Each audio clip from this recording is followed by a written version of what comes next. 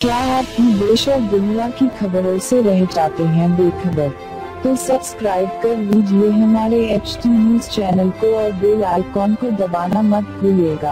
आए दिन शहर हैदराबाद में कई इलाकों में मंजर देखने में आ रहे हैं जो मसरूफ़ तरीन शहरों पर जैसे मलकपेट, चादरघाट, मौजमजाई मार्केट, नामपल्ली वगैरह में कुछ नौजवान हाथ में पर्चे लेकर मोटर सवारों को रोककर खर्च के नाम पर गाड़ियां छीन ले रहे हैं।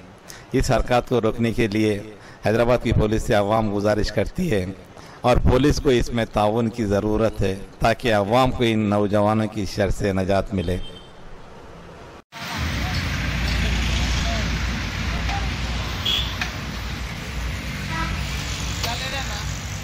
तुम्हारा ले लो।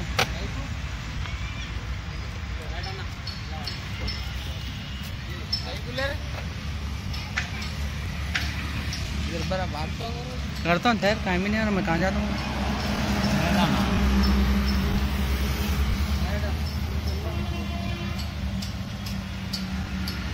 दो महीने पेंडिंग है। कर लो नेक्स्ट, आया तो फिर गाड़ी